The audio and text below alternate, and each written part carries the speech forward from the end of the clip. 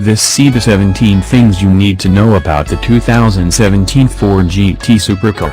2017 Ford GT, the facts. Ford's all-new GT Supercar was the smash hit of the 2015 Detroit Auto Show, and although we were given its basic specs, we were hungry for more. So we cornered anyone we could find from Ford to give us the 600-plus HP sports car's juicier details. Anyone care for a quickie?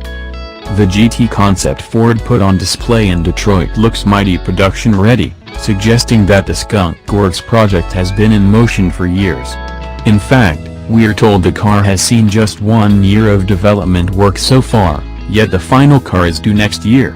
That's hyperspeed in the car world. Speaking of speedy development, Ford expects the first production prototype to be in action this spring. Spy photographers, get ready. All carbon fiber, all hand-laid. The in-house low-cost carbon fiber development program Ford has fired up in collaboration with Dow Chemical has little to do with the GT project. In fact, the carbon fiber in the GT chassis tub and bodywork will be hand-laid and production probably will be handled by an outside supplier. Ford is targeting the best power-to-weight ratio of any car. When Ford's Global Performance Vehicle Chief Engineer Jamal Hamidi started to tell us how his team was targeting the best power-to-weight ratio, we figured the sentence would end with "in its class." Nope. Hamidi instead capped off the claim with "of any car on the market." Ford has yet to reveal the GT's weight, but we're expecting it to be crazy light. As for the engine, Ford promises more than 600 horsepower. Why no fancy shoes? The GT on Ford's Detroit show stand rolled on normal aluminum wheels, in contrast to the Mustang Shelby GT350R sitting nearby. That car has ultra-lightweight carbon fiber wheels. Given how fanatical Ford is being about the GT's weight, you'd think these high-tech and mass-reducing rims would be on the GT, too. Ford tells us it is looking at the possibility. Active Aero is always cool. The GT's rear spoiler is full of tricks, including an air brake function. The wing can both rise vertically and tilt, its horizontal surface angling upward to capture extra downforce and drag when needed. Up and down. Riding on what Ford calls an active suspension, the GT can lower itself at speed for stability and better aerodynamics. In true supercar form, a button in the cabin can lift the front end when faced with inconsiderately designed driveway ramps and speed humps. Of course it has Brembos. Front and rear, the GT features carbon ceramic Brembo brake rotors and calipers. Just as the Nürburgring is practically a required stop on any vehicle development engineer's world tour, so apparently are Brembo's offices. Outright speed is not Ford's priority. There's no question about it, the 2017 GT will be fast.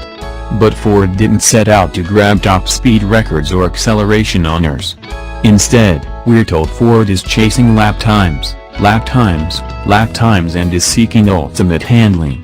Oh, and Ford is planning to take the GT to Le Mans in 2016. The street car partially exists for homologation reasons, and is putting Ferrari in its crosshairs. The 1960s are back, baby. No electric motor to see here. As you probably already ascertained, this is the front of the Ford GT. It doesn't have anything in it, well, besides a radiator, some cool heat exhausting vents, and a push-rod actuated front suspension. There is no electric motor powering the front axle, as there is in Porsche's 918 Spyder, and neither is there one in the back. Ford didn't want to sacrifice low weight for heavy hybrid components like motors and batteries. Oh, and the sports car is intended to showcase Ford's EcoBoost engine branding, a mission that'd be complicated by a hybrid system. Buttressing the air is its thing. Wait, is that even a thing? One of our favorite things about the GT is the way its passenger cell tapers to nearly a point at the car's tail, and the channels that create between the fuselage and the rear wheels. Far more than a flamboyant flourish, these pathways force the air to bend and submit to the GT's will. The flying buttresses linking the roof to each rear fender may appear flat, but they are in fact curved in section. This is because they're really wings. Cut them in half, and they're airfoil-shaped. They create downforce, in addition to directing air flowing around the car to the rear spoiler. A complicated breather. Amazingly, Ford found a second use for the GT's flying buttresses, intake tubes. Each hollow panel, one per side, houses piping that flows from an air-to-air intercooler ahead of each rear wheel, visible through the large vents on the fenders. Intake air is scooped up from beneath the GT, compressed in each turbocharger, and then shot through the intercoolers before twisting its way up the winglets and down into the engine. Sweet. Damn, those taillights have some hot breath. After passing through the fender-mounted intercoolers, newly heated air then flows above each rear wheel to the GT's tail, where it exits through the centers of the taillights. Yep, the look of those lamps isn't by accident. Hard at the beast. The GT's EcoBoost twin-turbocharged, direct-injected 3.5-liter V6 engine shares far more with the EcoBoost 6 in Ford's Daytona prototype LMP2 race car than it does with any road-going Ford engine. With more than 600 horsepower, the GT's V6 earns the "also powered by Ford" branding. Those wild exhaust outlets will stay, and that's a good thing. Oh yeah, baby, Ford plans on keeping the two colossal, jet fighter-like exhaust outlets right where they are, high up on the rear bumper. Those cannons are just finishers, however, the actual exhaust pipes terminate a few inches ahead of them. We don't care. The openings look the business. It has a backup camera.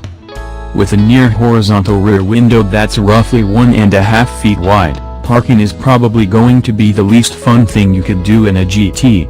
So the Hyper Ford has a backup camera nestled in the nether regions of its diffuser. It makes sense, of course, as the things are federally mandated after 2016. Just 5% to go. According to Ford VP of Design Maury Callum, the styling is 95% complete. That last 5%? We're told the GT needs little things like the door mirrors larger than teaspoons and subtle lighting tweaks to be saleable. Otherwise, what you see here is what is going to hit driveways. This is fantastic news because, well, just look at the thing.